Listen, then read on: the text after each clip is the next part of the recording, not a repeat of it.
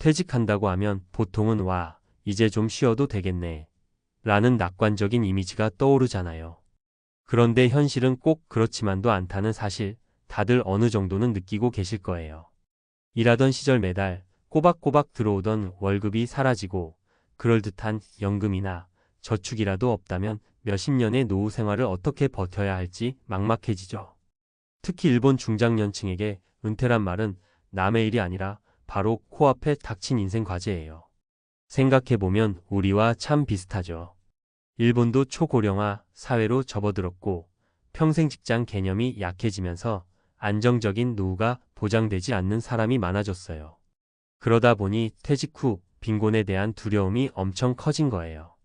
오늘은 일본 중장년층이 이런 불안과 걱정을 어떻게 풀어나가고 있는지 그 현장에서 전해지는 서바이벌 피책을 몇 가지 나눠볼까 합니다. 사실 남 일이 아니죠. 우리도 머지않아 다가올 일이니까 미리미리 알아두면 좋겠죠? 은퇴 준비나 은퇴 후 삶에 대해 막연히 겁부터 났다면 일본 사례에서 몇 가지 힌트를 얻어볼 수도 있을 거예요.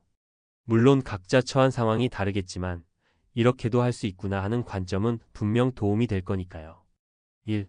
새로운 수입원을 찾는 파트타임 재취업. 사실 일본에서 중장년층이 가장 많이 시도하는 은퇴 대책 중 하나가 재취업이에요. 연금만으로는 생활비나 의료비 등을 충당하기 힘들다는 현실적인 이유 때문이죠. 남들처럼 가만히 앉아 연금만 받으면 어떻게든 사라지겠지 하고 있으면 나중에 엄청난 생활고에 부딪힐 수 있다는 거예요. 예를 하나 들어볼게요. 도쿄 외곽에 사는 60대 초반 이시카와 씨 얘긴데요. 원래는 제조업 회사에서 오랫동안 근무하다가 60세 정년 퇴직을 했어요. 근데 막상 퇴직하고 보니 아내와 둘이서 살면서 손자, 손녀들에게도 가끔씩 용돈 챙겨주려니 연금만으로는 빡빡했던 거예요. 그래서 본격적으로 파트타임 일자리를 알아보기 시작했습니다. 예전에는 정년퇴직하면 그냥 쉬면 된다고 생각했어요. 근데 현실은 아니더라고요. 그래도 다행히 여기저기 알아보니 중장년층 고용을 적극적으로 원하는 기업들이 있더라고요. 매장은 물론 운송이나 배달 등도 있고 공공단체에서 도서관이나 문화시설 관리 업무에 중장년층을 채용하는 경우도 있었죠. 결국 이시카와 씨는 작은 물류회사 창고에서 반나절 근무하는 자리로 재취업에 성공했어요. 이게 대단히 전문적인 일은 아니지만 오전에만 일하고 오후엔 집에 와서 쉬면서 생활비를 보태는 구조를 만든 거죠. 덕분에 연금 파트타임 급여가 합쳐지니 가족들이 어느 정도 여유 있게 생활할 수 있게 됐다고 하네요. 2. 비용을 확 낮추는 공동 주거 쉐어하우스. 은퇴 후에는 아무래도 수입보다는 지출을 줄이는 게 더 효과적일 때가 많잖아요.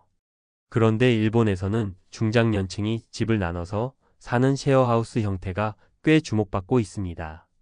주로 젊은 사람만 쉐어하우스 하는 줄 알았는데 요즘은 중장년층이나 심지어 노인들끼리도 집을 공유하며 사는 사례가 늘고 있는 거예요. 예컨대 이런 거죠.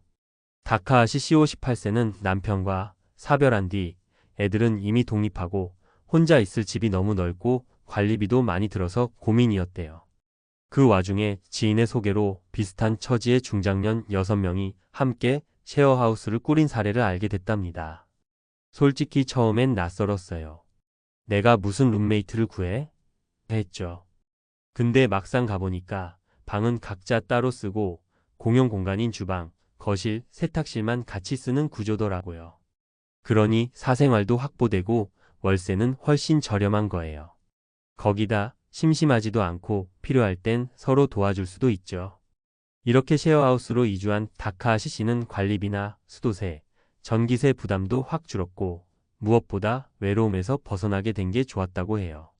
일본은 독거노인 문제가 심각하잖아요.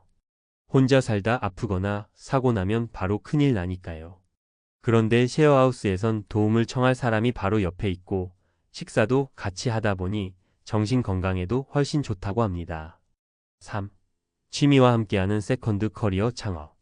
마지막 사례는 좀 도전적인 선택인데요. 은퇴 후에 다시 자영업이나 창업을 시도하는 분들이 있습니다. 물론 쉽지 않을 것 같지만 취미나 특기를 살리면 생각보다 가능성이 있대요. 아직 젊다는 마음가짐이 꽤 중요한 요소라고 해요. 예를 들어 55세 때 다니던 회사를 나와서 시골로 이주한 사토 씨 이야기를 해볼게요. 사토 씨는 원래 IT 업계에서 일하면서도 주말마다 텃밭을 일구는 게 취미였대요.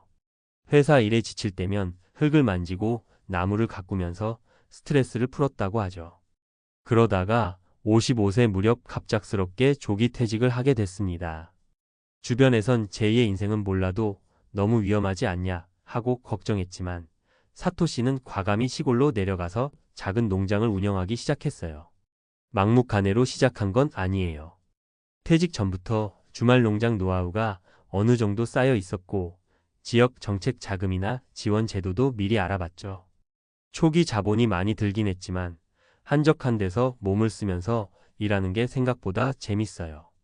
게다가 옛날부터 가꾸던 야채들을 인근 식당이나 직거래 장터에 내다 팔 수 있게 되니 수입도 조금씩 생겼어요.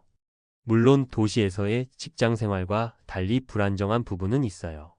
날씨가 안 좋으면 농사에 영향을 크게 받고 농기계도 관리 비용이 들고요. 하지만 사토 씨는 그래도 꿈꾸던 삶을 시작했다는 만족감이 크다며 더 나이 먹고 기력이 떨어지기 전에 하고 싶은 일을 해보길 잘했다고 합니다. 게다가 여유가 생기면 체험 프로그램 같은 걸 열어 도시 사람들에게 농촌 생활을 소개하는 사업도 확장해 볼 생각이래요. 일본 중장년층의 서바이벌에서 배울 점. 이렇게 세 가지 사례를 살펴봤는데 정년 이후에도 수입과 지출, 그리고 보람을 어떻게 맞추느냐가 핵심인 것 같아요. 우리도 마찬가지죠. 생각해보면 은퇴 후 가만히 쉬는 것도 좋지만 내가 원하는 라이프 스타일을 유지하려면 돈이 있어야 하고 그 돈이 전부 연금이나 저축에서 나오기 어렵다면 다른 대안을 찾을 수밖에 없는 거예요. 재취업을 통해 안정적인 소득을 확보하는 방식. 옛날이랑 달리 재취업 기회도 다양해졌고 경력이나 전공에 꼭 맞지 않아도 할 수 있는 일이 많아지고 있어요. 재택근무나 단기 계약직, 파트타임까지 폭이 넓어졌죠. 셰어하우스처럼 주거 비용을 확 줄이는 시도. 꼭 젊은 사람들만 쓰는 방식이 아니라는 걸 알게 됐어요.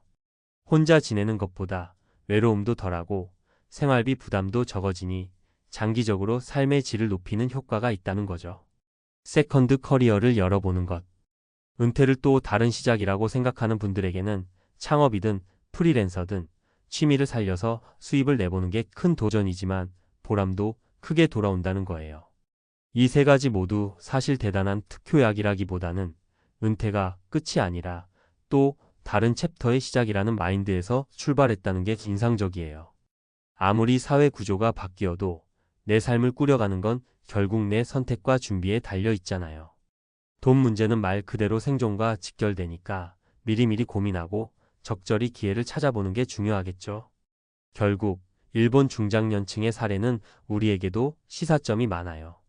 막막하다, 큰일 났다 하고 있다 보면 정말 아무것도 못하게 되거든요. 작은 일자리라도 찾아 나서고 내가 지출하는 부분을 재점검하고 혹시라도 나는 아직 건강하니 한번 과감하게 뭔가 새로 시작해볼까? 하는 마음으로 도전하는 것. 이 세 가지 모두 쉽지는 않아도 해볼 만한 가치는 충분하다는 메시지를 전하고 있습니다. 여러분도 혹시 퇴직 후에 막연한 두려움 때문에 스트레스를 받고 계시다면 일본의 이런 서바이벌 사례들을 참고해 보시면 어떨까요? 인생 후반전이란 게 생각보다 길고 그만큼 기회도 숨어 있을지 모르니까요. 은퇴 후에도 활기차고 안정된 생활을 하려면 당장은 조금 귀찮고 힘들어 보이더라도 끊임없이 고민하고 움직여야 한다는 점, 일본 중장년층이 몸소 보여주고 있는 것 같습니다. 그러니 그 두려움을 조금만 접고 우리도 새로운 인생을 설계해 보자고요. 퇴직 후의 빈곤 공포라는 말조차 잊혀질 수 있게 미리부터 마음먹고 준비해 보자는 거예요. 우리의 100세 인생 아직 남은 시간이 꽤 길잖아요. 서바이벌이 아니라 자유로운 또 다른 삶으로 만들어 보는 건 지금부터라도 늦지 않다고 봅니다.